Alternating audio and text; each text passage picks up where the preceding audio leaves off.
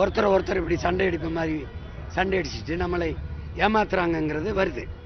அதனால எது எப்படியோ நடந்துருச்சு. ஆனால் இனிமேல் நடக்கனா இப்படி தான் மீத்தேன் இத்தனை விட்டீங்க, இப்படி தான் அணு உலையை நிறுவ விட்டீங்க, இப்படி தான் ஸ்டெர்லைட்டை உள்ள விட்டீங்க.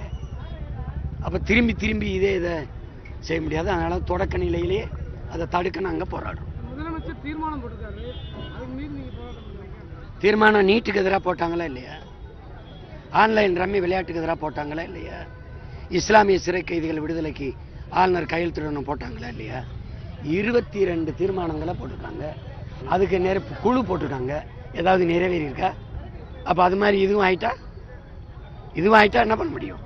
அப்போ நீ எந்த நிலையிலும் இதை எடுக்கக்கூடாது, நாங்கள் வெகுண்டு எழுந்து போராடுவோங்கிறத காட்டத்தான் இந்த முன்னெச்சரிக்கை போராட்டம். அதை நீங்கள் தெரிஞ்சுக்கணும்.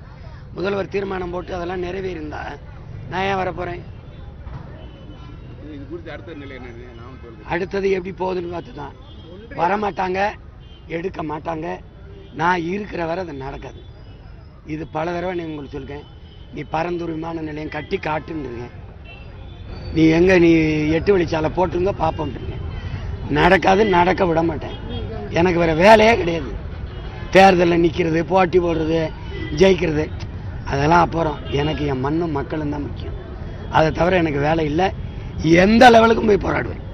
தமிழக பாஜக தலைவர் அண்ணாமலை என்ன சொல்றாரு, இந்த திட்டத்தை மக்கள் எதிர்க்கிறனால இந்த திட்டத்தை மத்திய அரசு கைவிடணும்னு நாங்கள் கோரிக்கை வைக்கிறோம். என் தம்பியுடைய கருத்தை நான் மதிக்கிறேன், முதல்வருடைய தீர்மானத்தை மதிக்கிறேன். ஆனால் அவர் இதை தீர்மானிக்க முடியாது.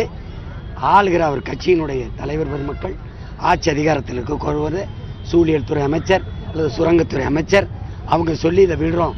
மக்களினுடைய போராட்டத்திற்கு எதிர்ப்புணர்வுக்கு மதிப்பளித்து அந்த நிலத்தின் வளத்தை கவனத்தில் எடுத்து அந்த நிலத்தின் மக்களினுடைய பாதுகாப்பு, பல்லுயிர் சூழலை நிலத்தில் கவனத்தில் எடுத்து கை விடுறோம்னு சொன்னால் கைதட்டி வரவேற்கிறோம். இல்லைன்னா கை நீட்டி கை உயர்த்தி போராடி தடுக்கிறோம்.